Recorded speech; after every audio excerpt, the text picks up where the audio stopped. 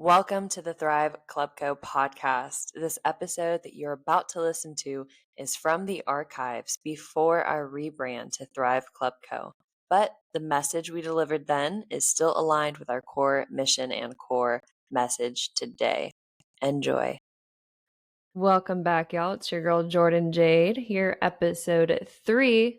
What is in your most important go bag? This week, coming into this podcast recording, I definitely honestly have a heavy heart coming into it with what is going on right now in California. I am a California native, born and raised SoCal girl from Simi Valley, California, just on the other hill of the valley. Spent my whole life growing up there, my early adulthood as well. Lived in the Calabasas, Malibu Canyons area, my early 20s before relocating part of my now adult life. And it is just absolutely so heartbreaking and devastating to see what is going on. I have all of my long-term best friends who I consider my family, for the majority, are all still living in California right now. And it has been a consistent daily check-in to make sure they're okay. You know, who's on evacuation order, who has their go bag ready to see if they're packed up, because the fires right now are just something like I've never seen before. My best friend and I, when we were living together, we were in the 2018 fires, and that set horrible records. And this is just something on a different level I've never even seen after being in that fire that year. So it's very heavy and heartbreaking to see friends of friends, and just communities losing their homes, losing communities, looking back at places, stomping grounds where we would like to go hang out, and it is now just burned and flattened to the ground, weighing very heavy. And personally, I dove really deep into my meditation and prayer, just praying for everybody's safety. Honestly, I debated talking about it in this episode or not, and in the truest form of authenticity, in the real spirit of what It's a Thrive is about, being real, being honest, expressing that vulnerability, working through processing these emotions, and me just trying to show up every day as my most authentic, raw self, whether, that's good or bad or a little bit in between. And I realized how important it was to share kind of where I'm at right now. And it really prompted a lot of this week's episode to touch on that. And it really reminded me of a few pivotal points in my life, and thinking of the topic of what was in my go bag. You have your evacuation bag, right? You live in California. My father was a firefighter growing up. I was raised, I always had a backpack under my bed or in my closet. That was your earthquake bag. That was your fire bag. So that when inevitably shit hit the fan, you had enough supplies to get you to A to B safely, and some important documents or memories to you. And it really makes you realize, in times of crisis and emergency, what is most important to you at this time. We're seeing so many videos and pictures come out of people just trying to hold on to their family members to come out and evacuate, grabbing pets right before a building is catching on fire, things that they love. And unfortunately, sometimes you can't evacuate in time with anything but the shirt on your back. So the topic of in crisis and in emergencies, and also in your everyday life, what would be in your go bag? If you had to start all over or pick up fresh or go somewhere new right now, what are things that would be in your physical go bag, your mental go bag, and in your spiritual go bag? And there's a couple of points that I wanted to talk on today. One of the first points was, again, being in that 2018 fires. My best friend and I, we lived together for many years in our early 20s, and we were living in Westlake Village at this time. It's an apartment complex called West Creek. We were basically, backed up to the mountains in our apartment complex. And she was a student up at Santa Barbara at the time. And When the fires broke out, she wasn't at home and they blocked off the road. She couldn't even get to the 101 freeway to try to drive back to Westlake Village area. So she was stuck up there. And I'm on the phone with her and kind of figuring out this is go time. Like I have to be ready to go at a moment's notice. I had my small car at the time and I'm waiting. We're tracking the fires. And then we get hit with you're mandated to evacuate your home right now. The fires are on the mountains right next to you. You got to leave. It's a very scary situation, but you go very much into like this fight or flight mode where your adrenaline kicks in, you lock in, and you go to what you have to do in pure survival mode. So she's not there. I pack my suitcase as fast as I can, putting just a couple days worth of clothes in there, a few toiletries, and it's in those moments. I have my go bag, of course, but it's in those moments where I'm like, what is the most important thing to me right now? That if I were to lose everything in a fire, I can never get back.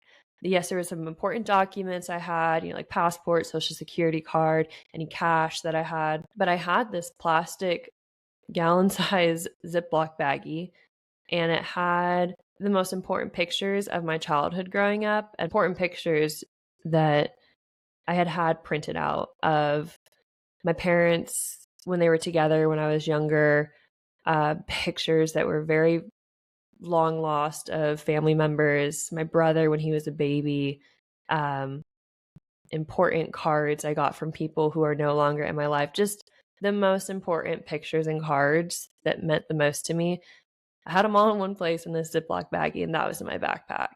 And aside from those important documents, that was the most important thing to me, was having my ID and having that bag of memories and pictures.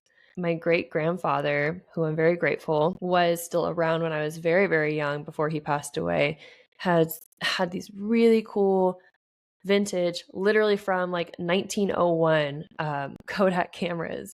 And he was just an incredible man, even though I was young and had not a whole lot, but enough memories to hold on to from him. And I threw those in the bag, something that was completely irreplaceable from him. And packed up my friend's suitcase on the phone with her, what's most important to her, throw as much. And I'm sure that was even harder for her for not being there and having to rely on me to put all that together.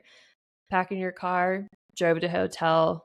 We were not able to come back for a week, and blessed and thankful that our home was there once the containment period ended and the fire was put out. You're seeing so many people like packing their go bags and having to flee with nothing. With what do you have?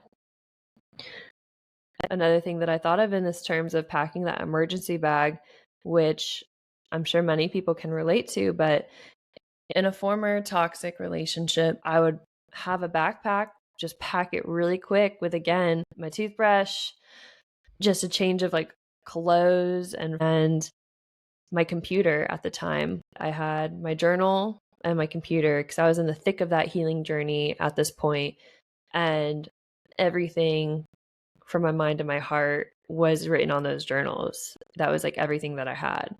So, and I had my art company at the time, so a couple of paintings that were like dear to me, my sketchbooks, really anything that would fit in this little travel size carry-on bag as quickly as I could throw to leave that situation safely to go spend the night in a hotel.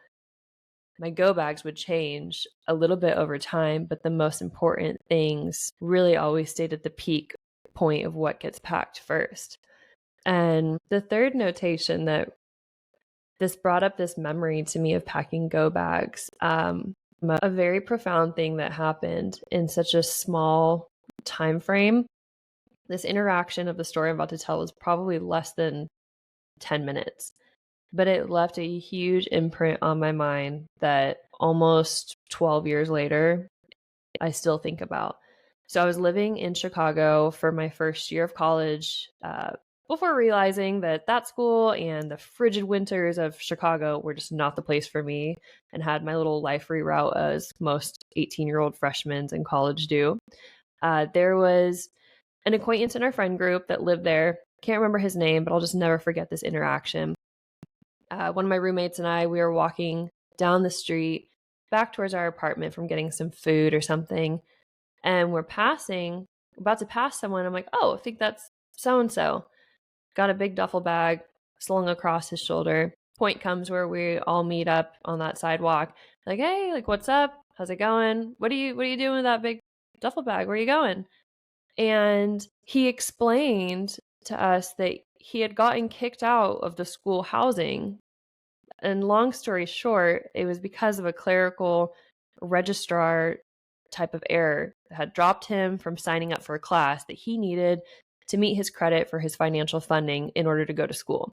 If he had ever dropped below those credit hours, they would pull his funding and his housing since it was directly through the school. So he was like out on the street figuring it out, and it had all happened for him within like 24 to 48 hours. And he's telling us what's going on. Can't add the class back, can't get housing, he's out. And I'm sure there's a lot of other details that could have been filled in. That's his own story. But what was being told to us of, holy shit, man, you don't have anywhere to go. And he's like, yep, just got my bag, pats it on the side. And I look at him and I just ask to say, is that all of your stuff though? And he says, yep, I've always had this bag and everything I've ever needed fits into it. That's all I have. He said, I've always just had what's most important to me. My life is in this bag right here. It was just so eye-opening that all he had was that freaking duffel bag to pack up his shit and have to figure out his life of where he has to go now. It opened my eyes of like, damn, what's really like most important to you? Whether you have a lot or you don't have a lot, where you come from something or you come from nothing. Putting that aside, like what's most important to you that can fit in a backpack, that can fit into a duffel bag? And some of those things like are pictures and memories, and other things from that are very non-tangible items. It just makes you really realize, if I lost everything in a day, if I left my house and couldn't come back home to it, or there was no home to go back to, what would I miss the most and why?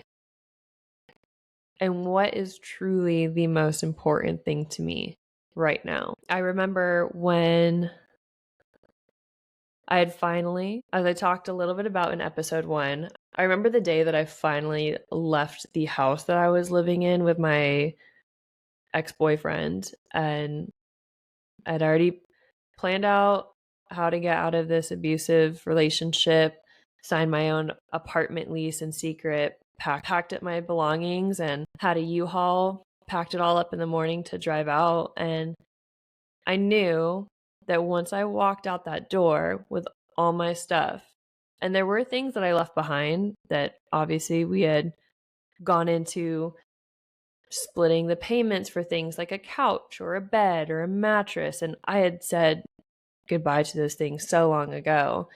But I knew if anything I was leaving behind, I was ready and prepared to say goodbye to forever. That it was just a material item, that I had what was most important to me with me. And most importantly, like I had myself and I was going to be okay. So I think in these times of crisis, times of emergency, and also times of like inner crisis, and maybe you're in the thick of your healing journey, come back to that point of, if everything was gone tomorrow, what is the most important thing? And I truly, truly believe that at the end of the day, what most people, after some reflection, would say is like, I want to make sure that my family is okay, that my friends are okay, that our pets and our animals are okay. The living and breathing things that we love, that have a soul and a spirit in them, that's the most important thing. And then next to that, you might have all of the things that you want materialistically, have a perfectly curated house, but what is, aside from all that, like what's the most important thing? And it might be this raggedy little 4x4 inch something that your grandmother knitted you for the day that you were born, that has no actual value, unbiasedly speaking. It has no monetary value to your life. It's not adding also anything to your life from a very different standpoint. But internally for you, emotionally, spiritually for you, that holds so much more value than maybe grabbing your Xbox, than maybe grabbing your really big ass TV or something else, or a designer bag. Like, and I'm not saying that those things aren't also cool and fun and play a role in our lives, but when it fucking boils down to what's just the most important thing in your life right now, it's amazing how that switch kind of turns off from that materialistic identity and things that we are attached to. And it really comes back to, no, like these are the most important things because they're irreplaceable memories, or I really just truly care about those living, breathing people in my life to be safe the most. I'm very curious to know, like, if I had to do an audit of what is in my go bag, like what's in my current go bag today? I'm living in Texas in my own place right now. What's in my go bag? I have since relocated that plastic bag of all of the important pictures and cards to a safer location with my mother, and not with me right now because I was moving quite a bit for part of that healing journey I was in. So I thought back immediately to that bag and also kind of thought, oh crap, what did I do with it? And before realizing where I put it. But what would be in my go bag? And I really, on one hand, I think of the material things I have that I've built. I have so many paintings from the beginning of my former art company and the memories of that. And I look around and I have my collection of books that I love. I look at things for It's a Thrive as a business that I've developed and my prototypes and everything. I look at all of that stuff. And then I also look as I'm recording right now, and I can see little things I have around my house that were gifted to my parents when I was born from a family member, and how irreplaceable those things are. So it really made me do a mental audit, which as I'm recording this now, I think I'm still doing a mental audit of what are the most important things in my physical realm here right now. Because safe to say enough, I know in my spiritual realm, in my internal realm of who I am, I know I'm good and I'm okay. But if I could take these things with me, what would they be? And I think it's a good question when you are not in a time of crisis or an emergency to think about, to one, get a better clear-headed audit of where you stand on those things, of what is in your most important go bag, and also to prepare you for, God forbid, when things do happen of crisis and emergency, as we're seeing now, what is already packed in your go bag. So I encourage you to think about that today and through the week, and just kind of ponder that question of what is most important to me right now in my life? What are the most important tangible physical things?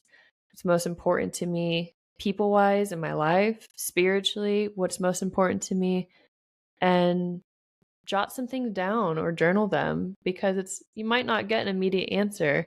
I mean, I'm kind of proof of that. I'm still mulling over what is in my go bag. And if you do have a physical box or a backpack, have those types of things ready. And whether there's no emergency or crisis or not, but to look back at those things periodically throughout the year as a reminder of, these are what's most important to me. It offers itself as an important reminder on those hard days throughout the year of what is most important to me. With all of that being said, thank you so much to each and every one of you listening in right now. I hope that you found some value in this episode today. And I want to take a moment to acknowledge anyone being affected by the fires right now in California. My heart, my love, my prayers go out to you now as you're on this journey of rebuilding parts of your life and healing through that process. I hope everyone listening in today also takes some time to ponder through what is in your personal most important go bag,